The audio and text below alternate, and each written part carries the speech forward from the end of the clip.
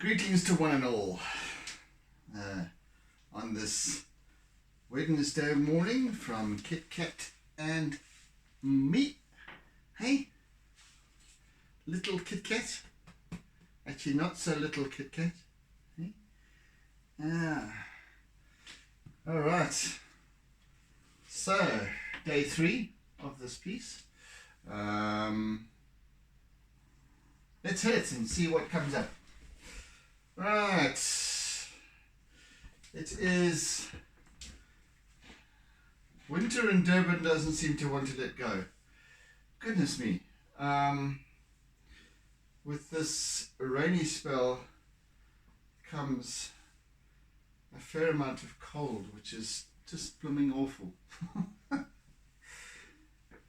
You know, it's,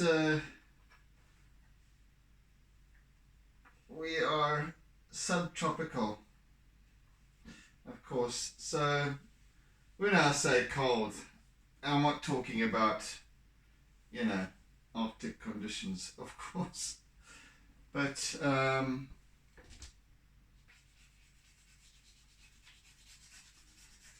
goodness me, we're not prepared for cold, and it gets really nippy. So just when we think, I mean, this is supposed to be spring, for goodness sake. And in fact, Durban in spring is a warm place. But now we've got this damn blooming chilled to the bone marrow kind of, I don't like it. I don't mind the rain so much, but this just, no, don't like the cold. So that precludes me from living in other colder climes.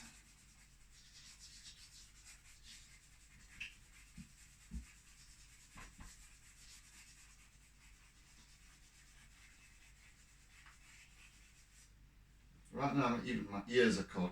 You know, it's like I'm kind of almost want to wear a beanie instead of my hat. If it gets any worse, I will. And break with my tradition.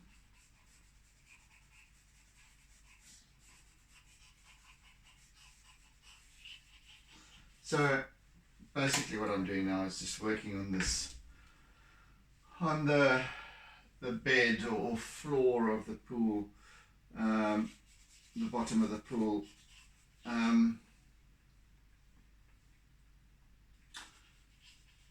which is obviously sand, which is a kind of golden color that is now both catching the sunlight and, of course, with that the corresponding shadows caused by the flow of this, of the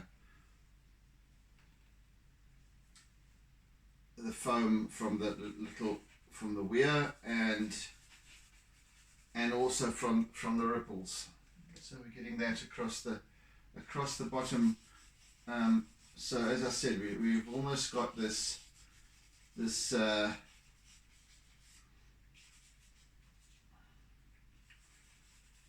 what looks like treasure. So it's kind of, I want to play on that. It is a wonderful location of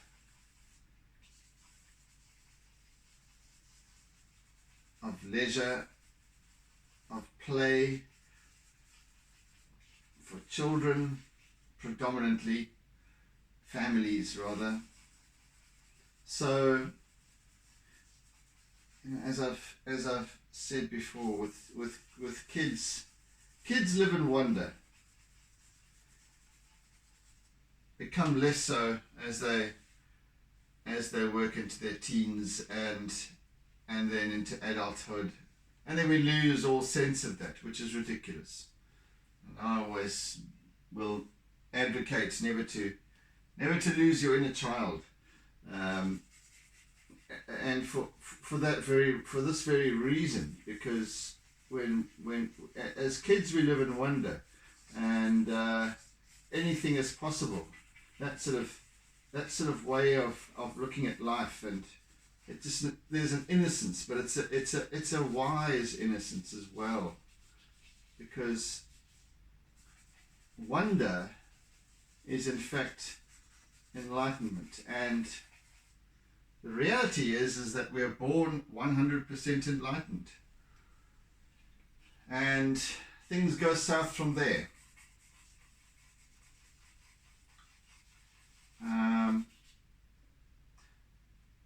Back to my sort of key points here, though,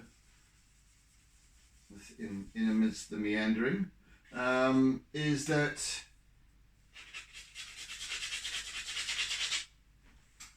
a child will. I refer to my childhood because kids today don't seem to have the same yearnings and what have you. But in my childhood, playing in the garden, lucky enough to have a garden, a nice big garden, and I had my favourite trees that I loved to play in, favourite spots in the garden underneath the shrubs or whatever it might be, that depending on my particular mood, represented my castle or my pirate ship or my admiral's flagship or whatever it might be, depending on how I felt, what I felt like expanding into. So even though it's a game, kids play games, that's their reality in that moment. So this is kind of a playground for kids and their wonder, and it appeals to the wonder of kids, and that's actually something that, whether or not old Basil Hulett, who designed this place, had that in mind back in the 1930s or not, but I feel that this place plays perfectly to that imagination in children. So one can quite easily envisage this. We've got sort of what looks like castles over there, and these wonderful walkways that look like perhaps drawbridges, or there's sort of moats and whatever. It's have I got smudged now? And here we've got this light playing out, and this is just the my sort of inner child going, hey, wow, this looks like sort of submerged treasure. So that's what I'm playing with at this point.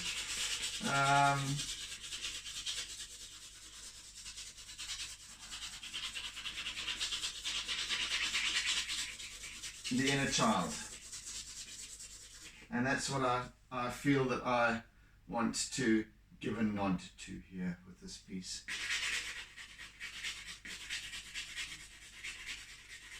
I remember the first time I'd been here, and the first time I was here was when I did this, when I took all these, captured all these images, was a couple of months back, and I was like, wow, I would have loved this place as a child. Of course, it was just when I was growing up, and we used to go to the beach as a family. We used to go to a place called which is much further back down the coast, closer to Durban, which was also lovely. I mean, wonderful a wonderful place for kids to play as well. Instead of a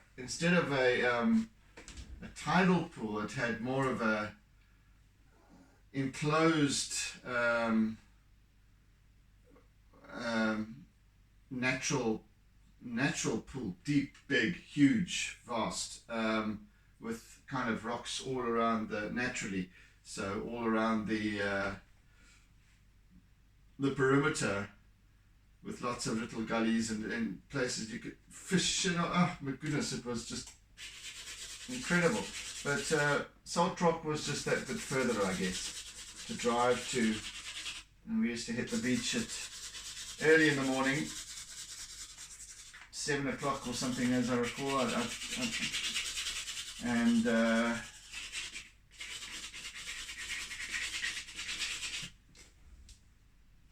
Yeah, but this, my first thoughts when seeing this place was, wow, I know I would have enjoyed this as a child. And just sitting here observing the people that came along to visit.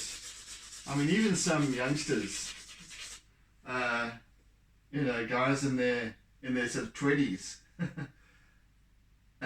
Came along here and we're really enjoying this place, and I thought, none of us kind of really let go of our childhood. We need to work on that. We really do. Wonder is an immensely powerful. To live in wonder is a really good place to be, because you live without expectation. You live in excitement of what's next, not necessarily held back by or limited by the expectation of trying to do the same old thing in the same old way over and over again, because we can't in these times. Really, we can't. It's now more than ever. It is apparent.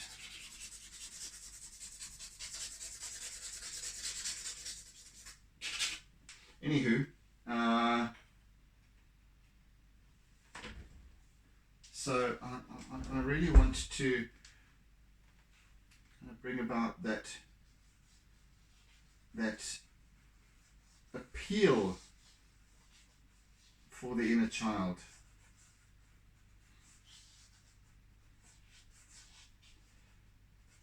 That this piece evokes. All these, can you imagine this? All these golden coins on the bottom of the pool.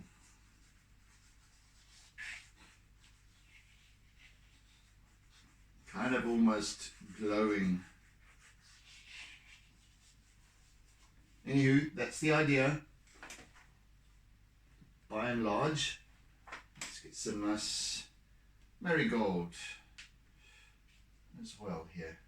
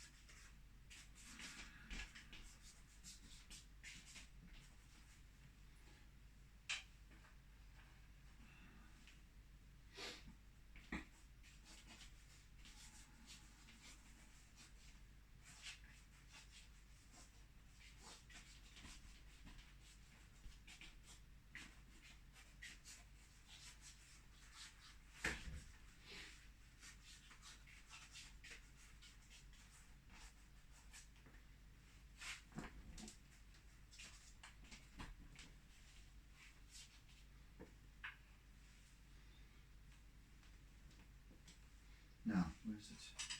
There we go.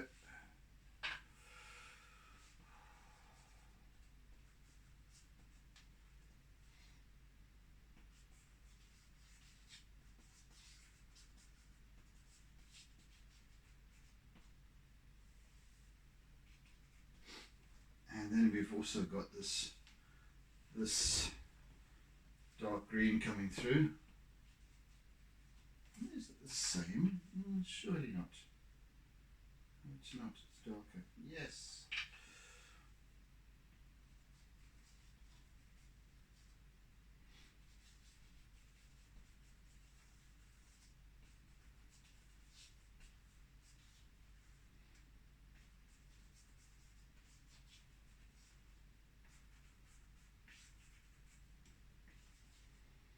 So the play of light plays tricks on the mind sometimes. Especially when we sit and just allow our mind to wonder and wander.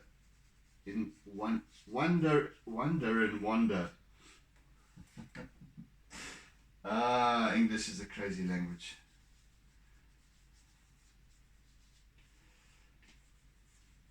Wonder with an A is pronounced almost the same as wonder with an O, meaning two completely different things, and yet they're together as well. Allowing the mind to wander and wonder.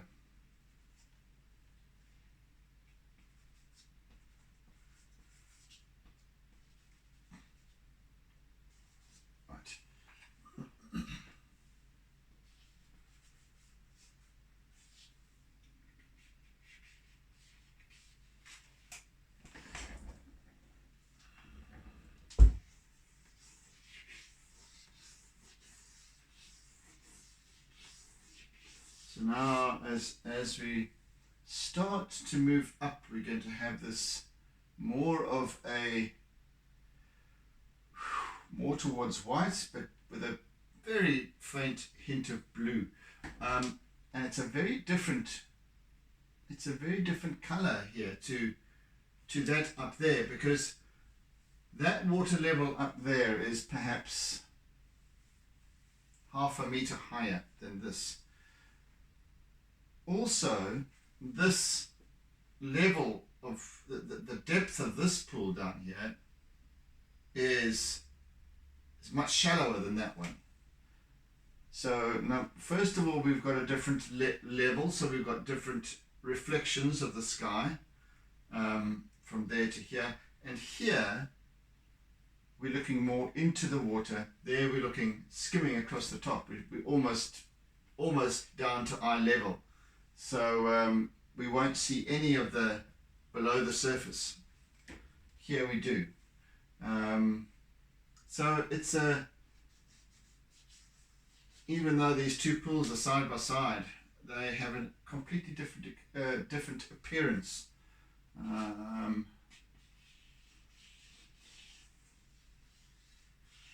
Of course, when we're there. And I didn't really notice that until now. You know, I was just there and just taking pictures willy-nilly and what have you. And I didn't. You see, there's so many things that aren't apparent to us at first glance. If I had stood there a while longer, perhaps, and just as we sometimes like to do, we sometimes like to just sit and observe, and that's kind of what I always talk about. Idle time and all that sort of thing, but and I won't get into that now. But when we really start just allow our surroundings to emerge, and we sit and take it all in, that might have become apparent had I done so. But I was busy getting different angles and perspectives and all this kind of thing, running around like a young child, getting all these lovely images for reference. I didn't notice that until now, that I start to observe this static image. Why is that? Why are the two colors different? It's the same, it's the same pool complex. Okay, angles, and then you start to ponder these things more, and again, that's why I say we charge through life so readily, without looking up, down, left or right, without pausing to just give contemplation to what's really going on. And that's when our problems arise, and that's when we give our problems preference, and they then become overbearing. Our problems then determine our actions. And that should be the other way around. Not that our actions determine our problems, but that no, it's not even the other way around, come to think of it. So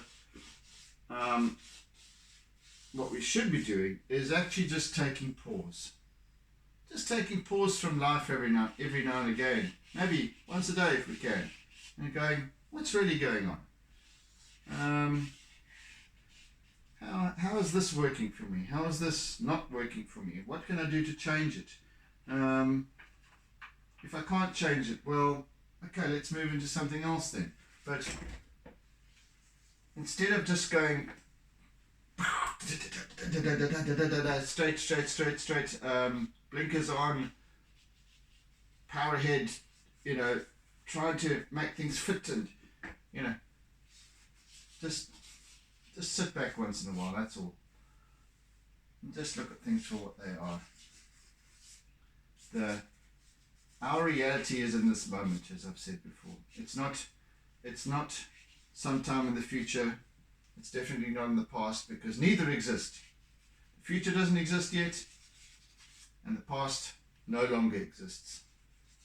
However we like to dwell there, however we like to use our past to fix the present, it doesn't exist anymore. The past is merely memories and experiences. Sure, we can draw on experiences, but we tend to want to replicate the circumstances as well. That ain't happening. The present is where our reality lies. The present is where we can make choices that determine our future, that make a difference. Now is when that happens. Okay, so there we go again. I'm off on a tangent because I'm doodling. The importance of doodling. All right, let's now how do I approach this one? How do I approach this?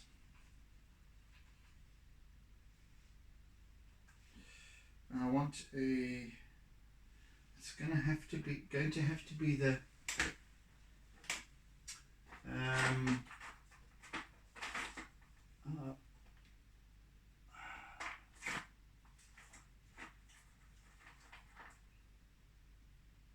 what's that?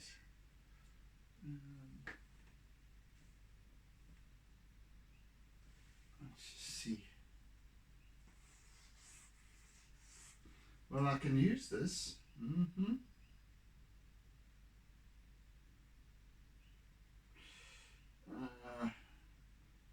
Sorry, people, I'm just trying to establish what colors I'm going to use, my little palette for this spot over here, this area. Let's get this one peeled. Right.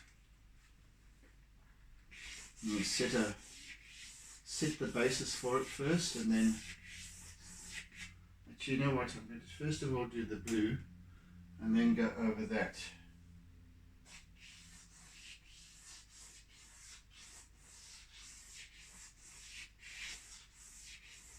as I was saying yesterday, this is a wonderful pale blue. It's perfect for my needs. I did have a similarly toned lilac that I had. It came in a set, in one of the sets. That complemented this color so well, and you can't purchase that color lilac in loose pastels. So yeah, I miss it.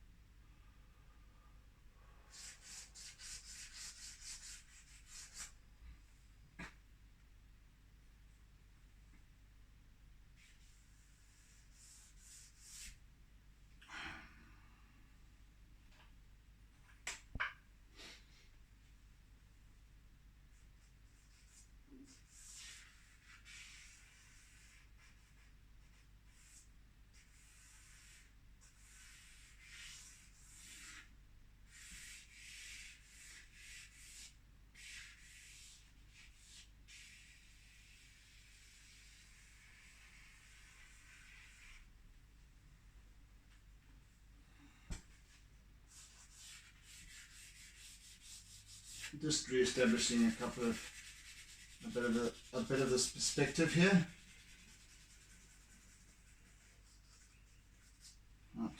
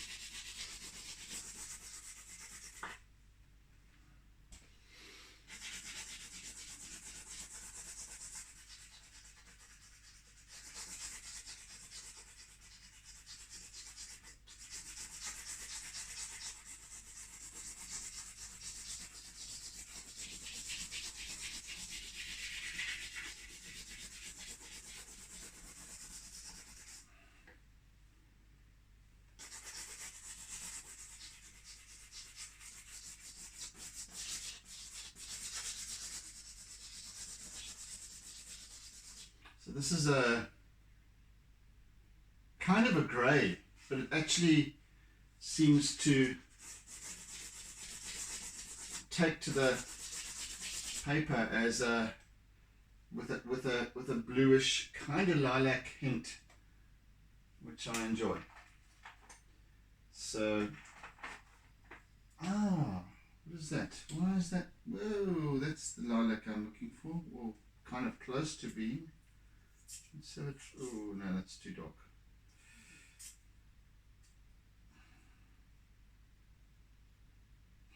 That's interesting. Why does that look? Ah, word. Okay, not the one I'm looking for.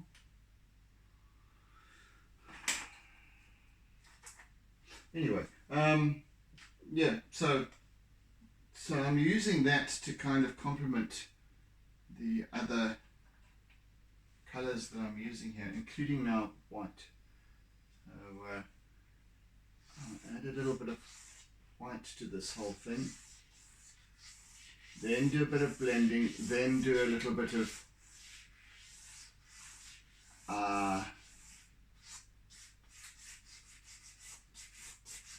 contrasting with charcoal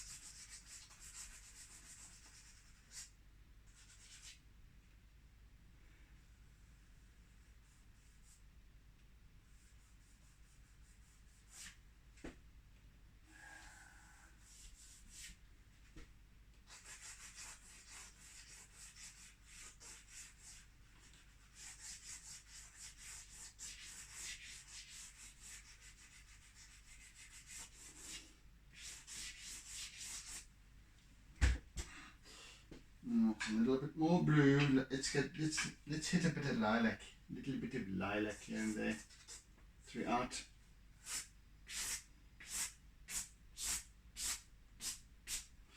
Right, and now a little bit of blending with my trusty eraser.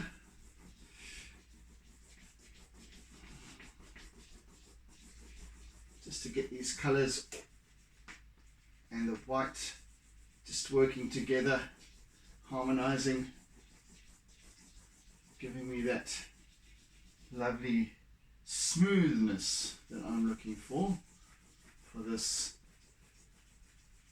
surface. If you can imagine this almost a mercury, the image of mercury, as the eye, the trajectory of sight becomes more acute.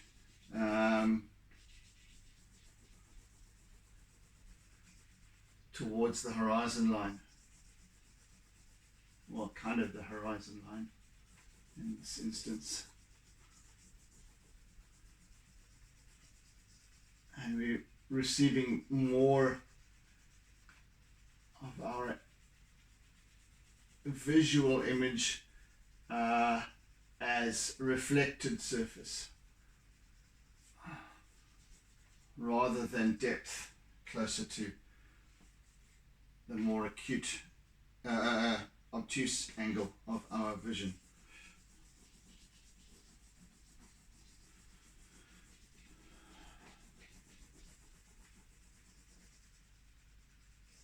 Right.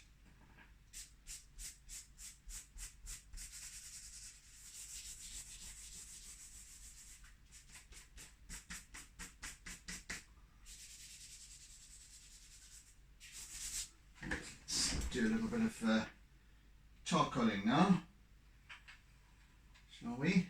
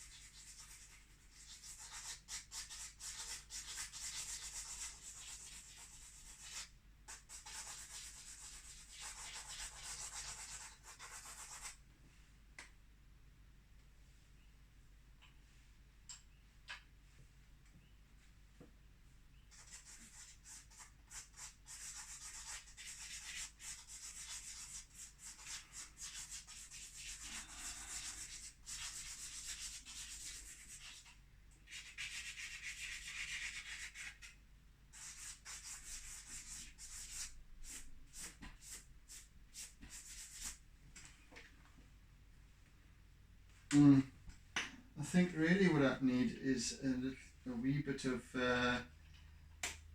black Conte to really get a little bit of finer accentuated contrast.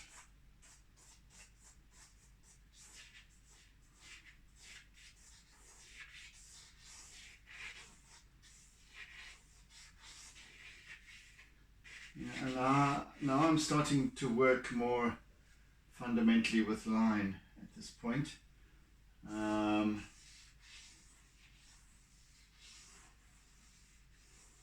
delicacy of line.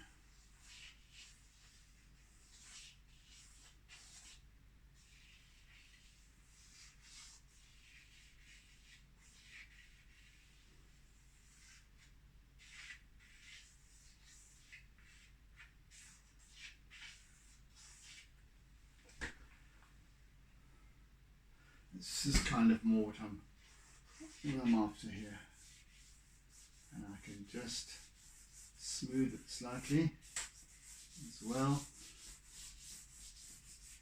Right, that's kind of where I'm at. That's kind of what I'm looking for. Right, let's get back to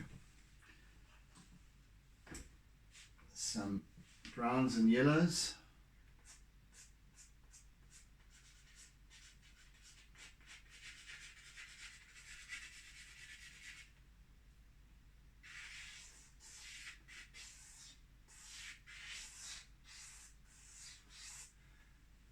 Because wherever the surface of the, obviously the surface of this pool is slightly rippled, as any pool, as any slightly larger expanse of water is. In a basin, you might find, or a glass of water, you might find a smooth, unruffled surface. However, you just need to tap the table, and that water surface begins to move.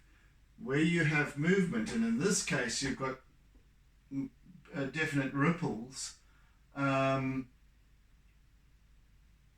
that surface tilts towards me as the viewer, I can see in.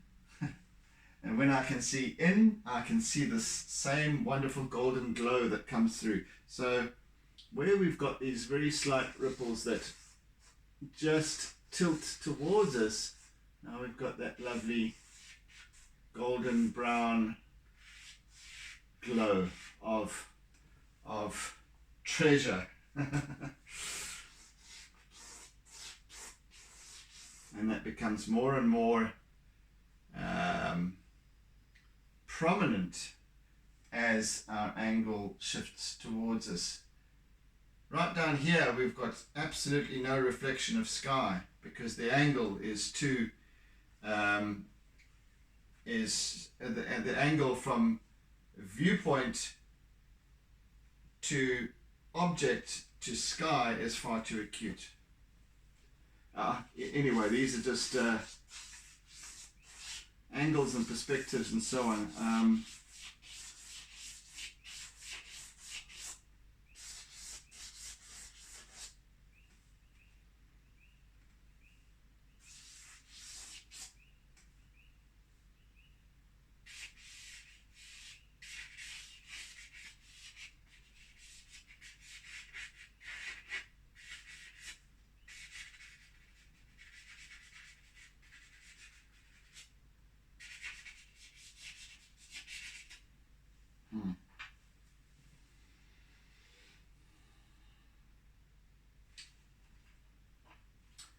Where are my lighter greens? I think I should introduce some.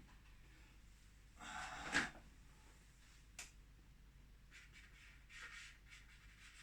haven't worked much on this wall yet, and I'll do so.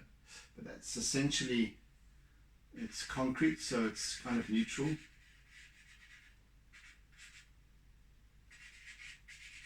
A little bit of this very pale green, I think, is what's really called for here.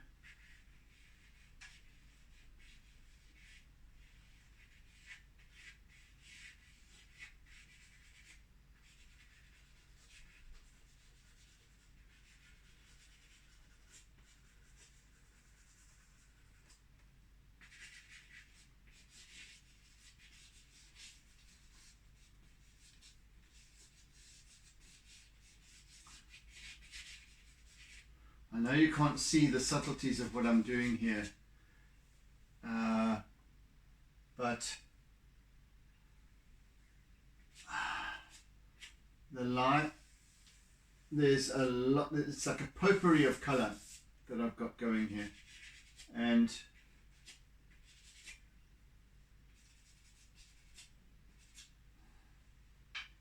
it's quite subtle because I'm using fairly as fine as I can make a line with a pastel. That's what I'm trying to do.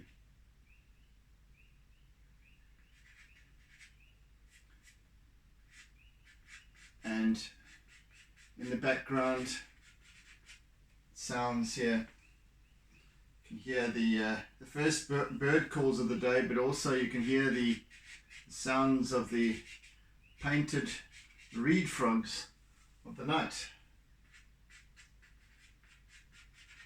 And obviously it's been rainy weather, so the reed frogs come out in profusion.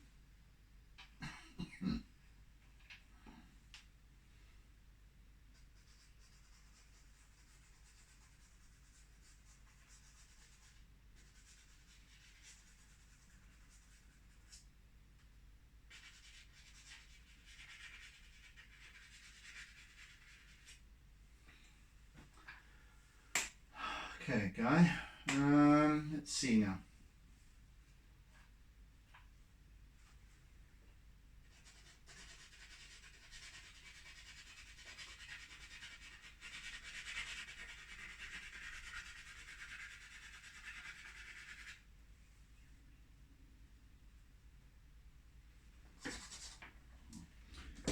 Move down to work over here a little bit. But that's coming together nicely. Subtly, nicely, yeah. Right, let's do some work down here.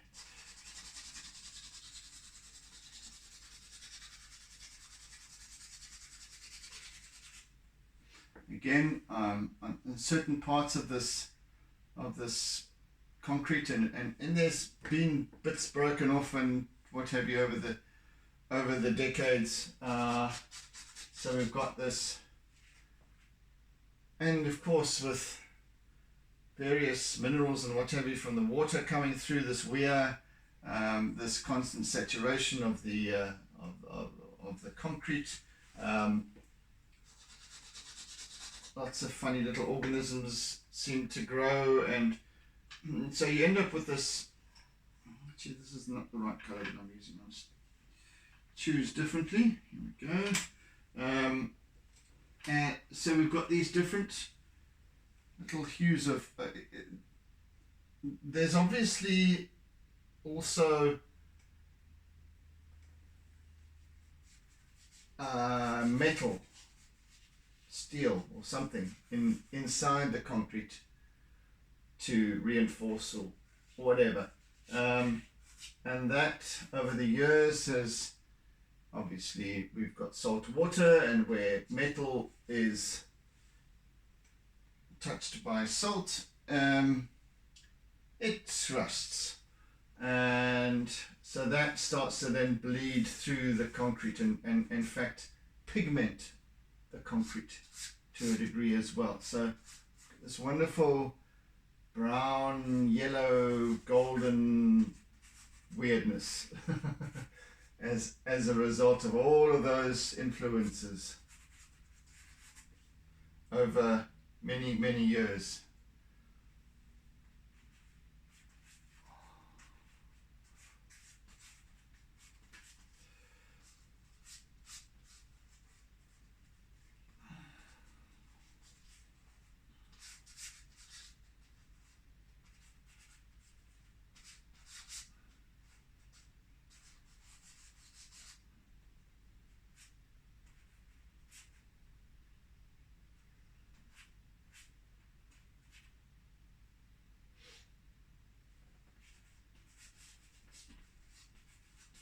And then we've also got, of course, loads of algae and what have yous, which I shall also work towards depicting.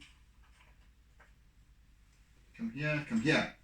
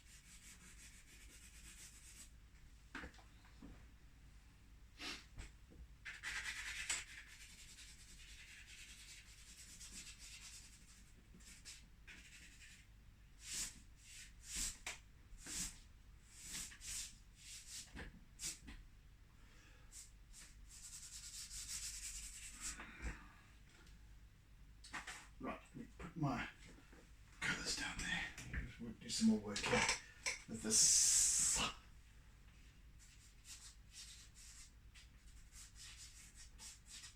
So building some subtle contrast here again.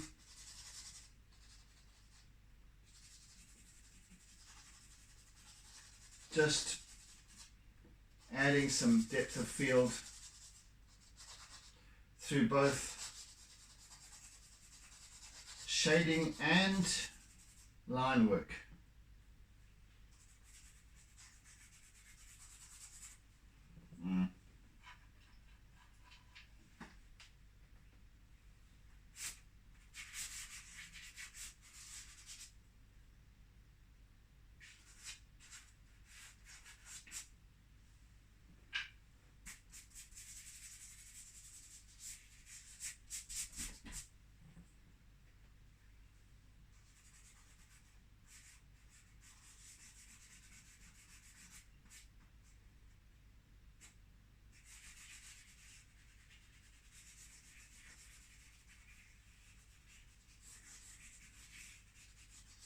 Which I shall then also work with, especially the darker areas that are obvious here.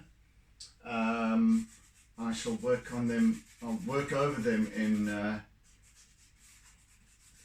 black Conte, and then here and there just a touch of my compressed charcoal for a very deep shadow spots.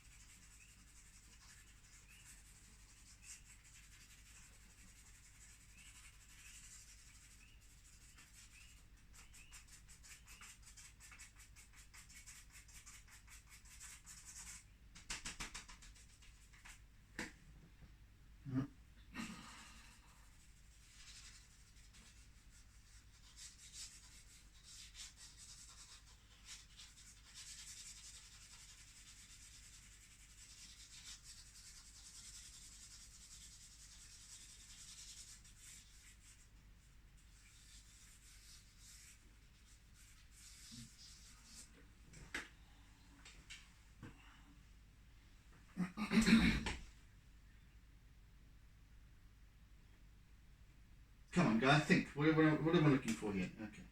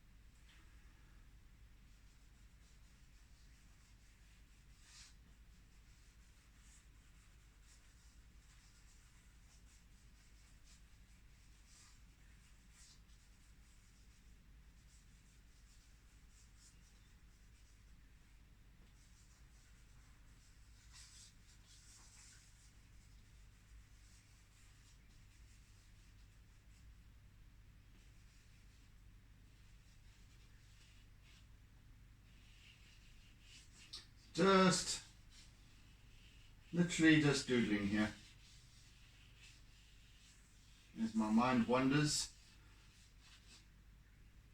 without connecting to my voice. My mind is definitely wandering all over the place. It always tends to do that when you doodle, and that's kind of almost why you doodle.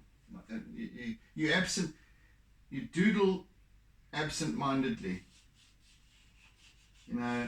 You find sometimes when you're even in conversation and you're describing something to somebody or telling a story, the more relaxed you become, and if there's a pen around or anything to fiddle with, a candle, wax or something like that, and you start to, your mind just takes your hands and starts to fiddle. That's kind of what doodling is.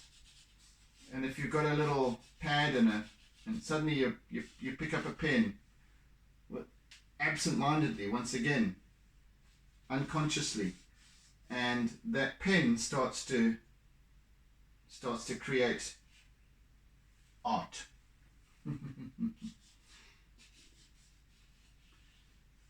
Call it what you will. If you want to tell yourself that you're not creative and you're not artistic, have a look at your doodles. It sounds a bit sort of rude, but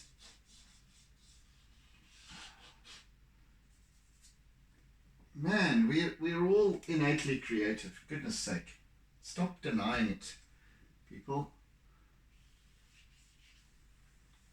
We all have an artistic bent to us, a creative side, facet to.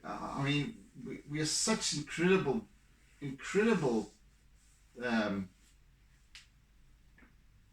constructs, organisms, beings. It's only our thinking that limits us. Only our thinking. Yes, we can do left brain, right brain, what, but we've got a balance. We've got a balance. And within the balance is that possibility. One way or another, we have a creative side to us. Within some of us, it's more accentuated than others. I grant you. But it's there. And when it's there, we can use it. It's a tool. It's a tool for growth. It's a tool for possibility, exploring possibilities. As I sit here, as I just said, as I sit here, I'm doodling, and my mind is wandering as well. So, the doodling brings about unlocks creative expression. Yeah, maybe it's I don't know the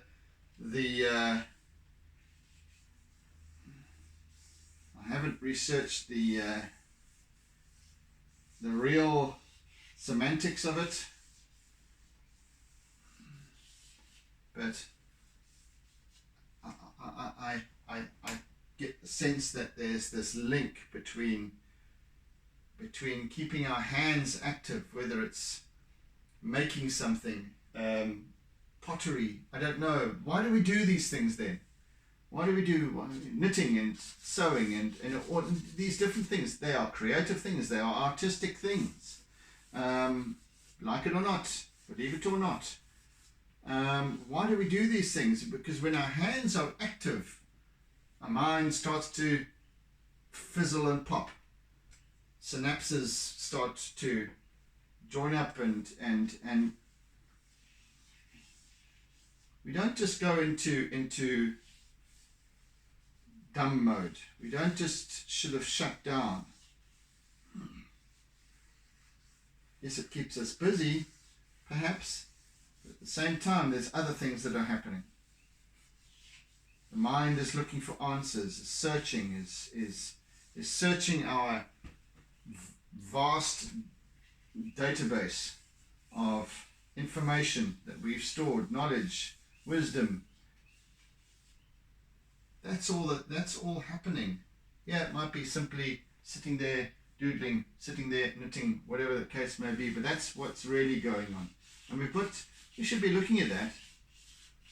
You should be looking at that, because that sort of idleness, or that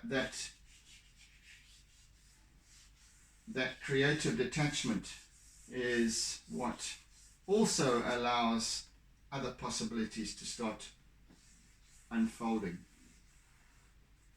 Anyway, I've said enough, I think, for today. Almost out of time. You're probably going to think, goodness, you can shut the hell up. I can get back to what I'm doing.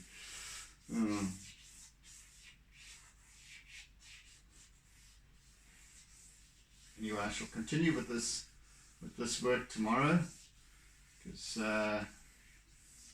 this piece once again is very different, you'll notice, to the other pieces that I've done with regards to a tidal pool. Yeah, so it started to work.